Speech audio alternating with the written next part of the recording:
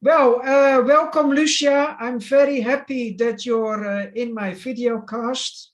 We worked intensively together in Ethiopia from 2013 to 2017 on participatory video.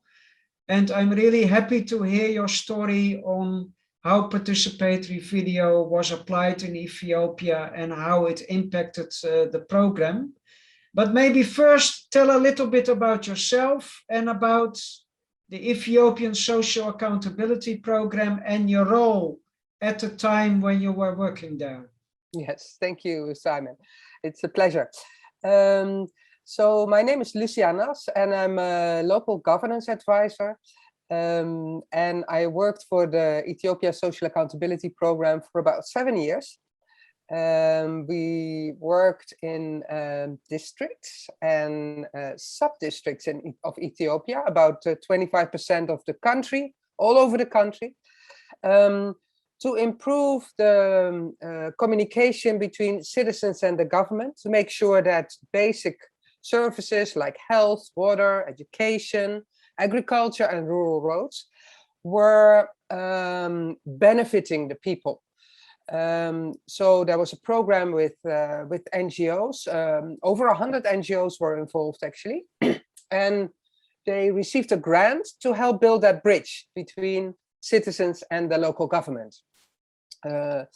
So my role in the program was to develop capacity of all the different actors that were involved. So the NGOs, but also the local governments, elected representatives, citizen groups, community organizations, community-based organizations, and yeah, develop capacity to build those bridges so that services would improve from the government in those areas that I mentioned. So how did the need of participatory video come in? How came up the idea? So let's try to do it. Yeah, well, the interesting thing was that because there were so many NGOs involved and so many villages and districts, we worked with 225 districts. So we wanted to find a way for people, for bottom-up storytelling about the successes that were emerging, because quite quickly we noticed that each village found their own way. So that was very challenging to monitor because there were all these different stories. So you know, how do we capture all of that? And then, of course, many of the community-based organizations were finding it difficult. And even the staff from local NGOs were finding it difficult to write these stories down. So it's a very oral traditional culture in Ethiopia, we discovered. And then we thought, okay, how can we get these stories maybe recorded somehow? And then I happened to have a friend who worked with participatory video. And then I knew you, Simon. So I think that's how we came in touch, and we said, like, well, can we work together on this and get these stories from people out for the program? But also these stories, bring them to the local governments, because many cases, the villages are quite far removed from the district capitals. So, you know, for people to travel, well, their stories can travel easily via video. So and what's your personal compassion with video? Why you feel, I'm convinced this is the best way of storytelling in this project? Well, it's because people, you can have the real thing out, right? So there's nothing better than seeing real people talking about real things, you know. That's I always say, like, you know, you can write all sorts of research reports, but what gets to the heart of policymakers is a real person talking about a real thing that's not working for them. So that's really, you know, nothing to it. So yeah, that's why I'm a fan of participatory video. And how did it all start? We started to work together in December 2013. Can you tell a little bit, how did it start and how did it evolve step by step further? Yeah. Well, we started because, you know, in the program that I was working for, you know, with 100 NGOs, you can't really oblige them to do anything, you know. You have to work with where their passion is. And So we just asked in these organizations, there's an opportunity to get training on participatory video. Who wants to start? And then we got, I can't remember exactly, maybe you can help me, but I think we started with perhaps 5 or 6. Yeah, 5 organizations, 10 Initially, people. we started small, and then they came together for a week, and their enthusiasm was so big that it took a flight. And one of the reasons why, you know, in the program we were also very keen to get these kind of stories. So video was not the only, participatory video was not the only way. It was also possible to write stories or to document them differently. And we had a competition for that. Actually, that started with the participatory video. I had to encourage other organizations to also begin to use that participatory video. We started the Oscars. I think it was your idea. Yeah. So we had the Oscars for participatory video, and you know, after a few years, we had hundreds of participatory videos made locally in all of the sectors we were working in, different languages, and added value, right? You immediately have things in the local language. So, you know, it became a big library of all sorts of experiences that were captured from before and after situations that people were experiencing. Yeah. So local capacity was built, right? People were able to facilitate participatory video interventions. We had these Oscar events, regional events with films. What was totally, after a couple of years, applying this method overall in the project, overall in the country, what has been the impact? Yeah, that's a good question, especially because, you know, if you talk about impact, you got to measure it. And of course, we never really measured the impact of participatory video as such, right? Yeah. So, but having said that, what became very clear is that some of the issues that were raised in videos got a response. And I think that that response was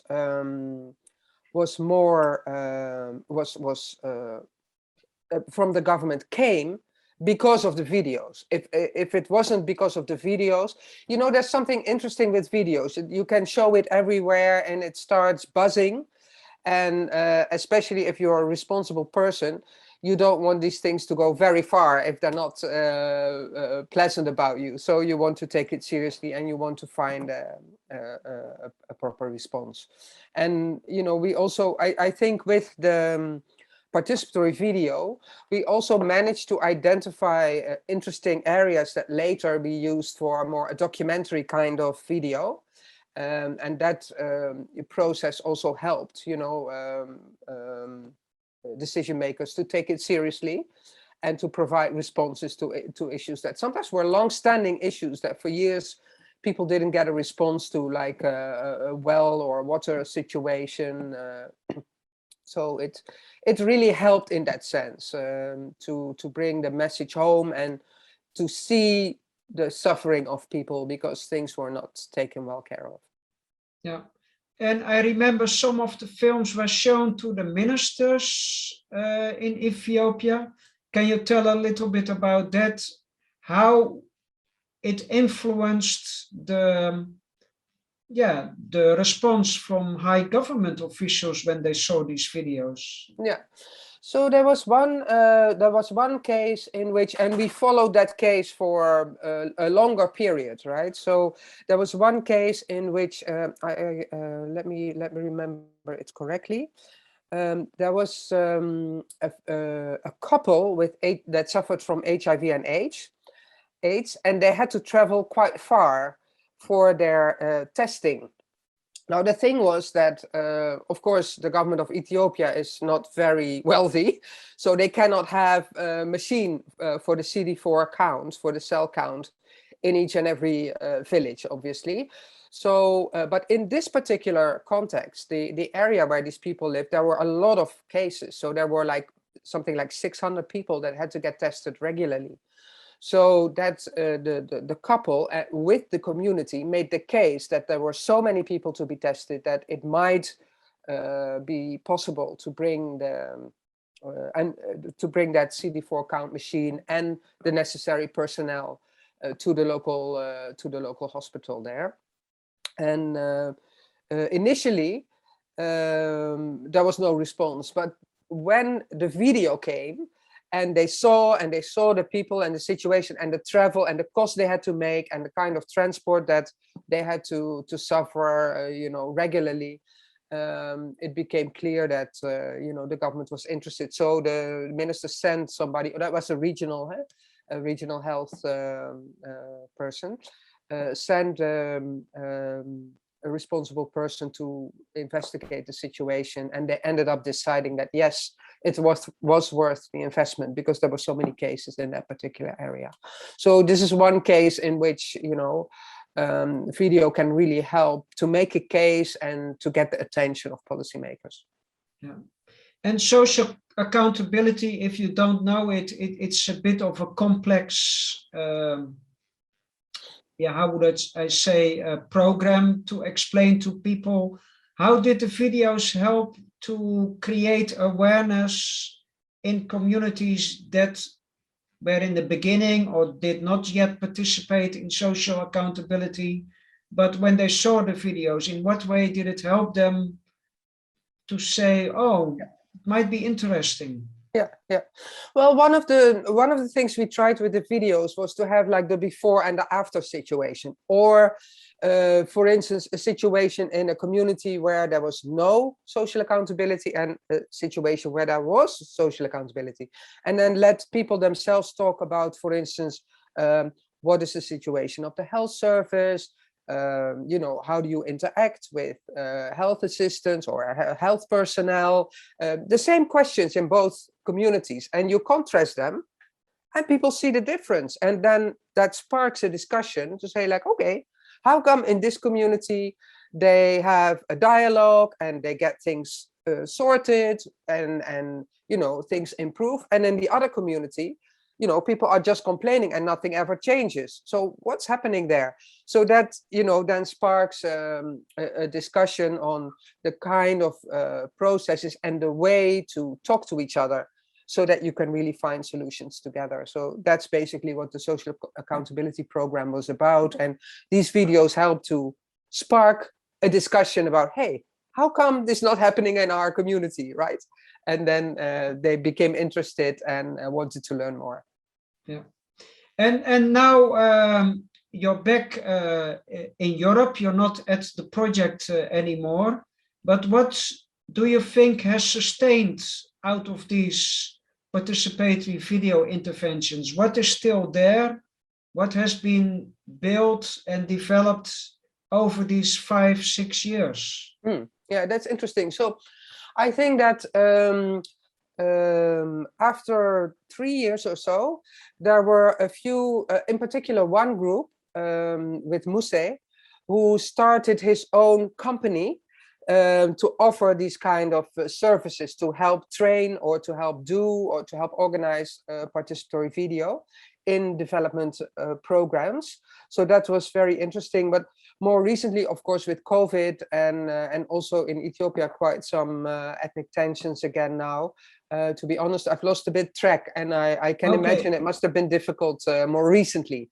But before that, really, there was quite a lot of interest, and so much that one of these NGO staff decided to start his own company because there was really a business for these kind of services. And I still keep contact with Jared, with Redeemed Generation.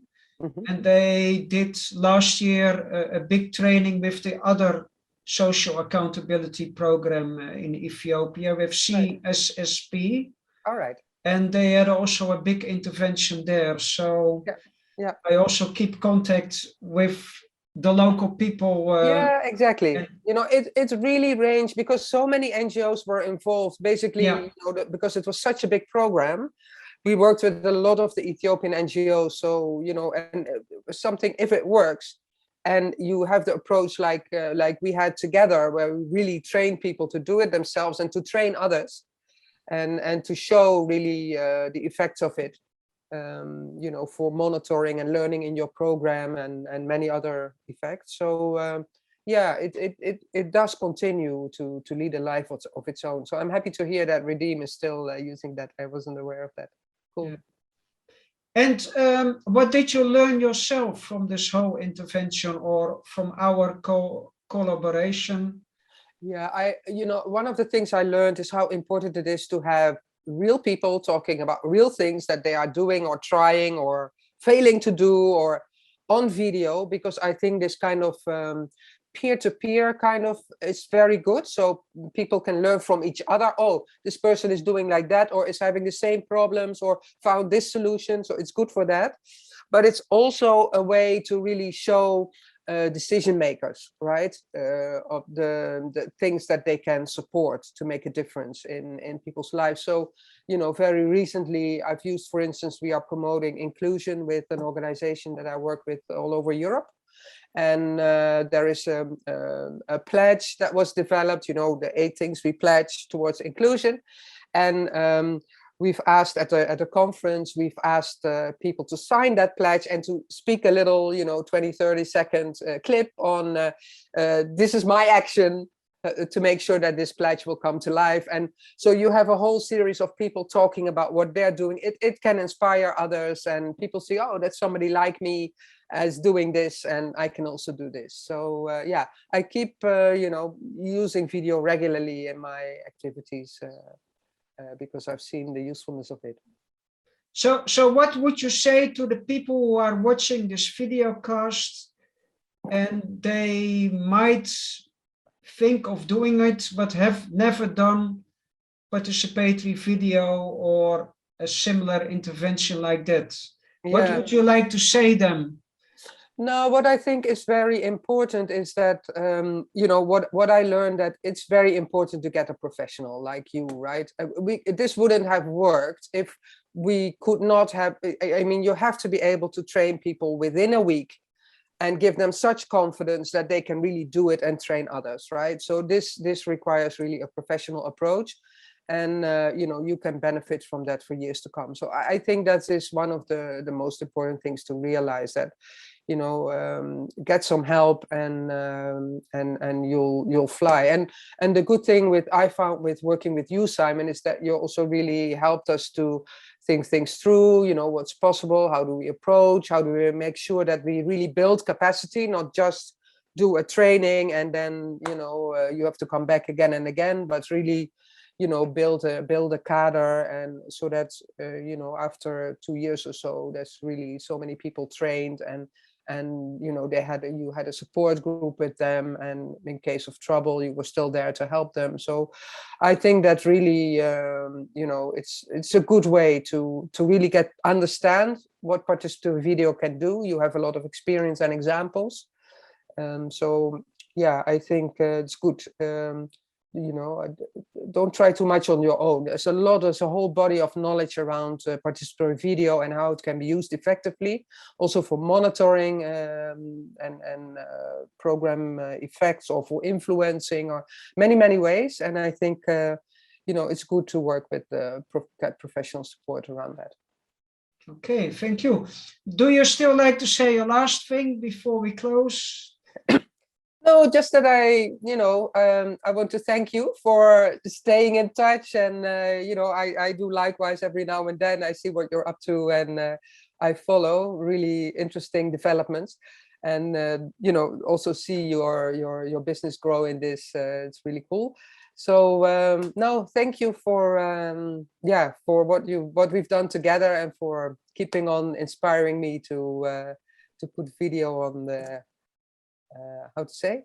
In the plans and in the actions. It's a really useful tool. So thank you. Okay, thank you, Lucia. It was a pleasure to talk to you.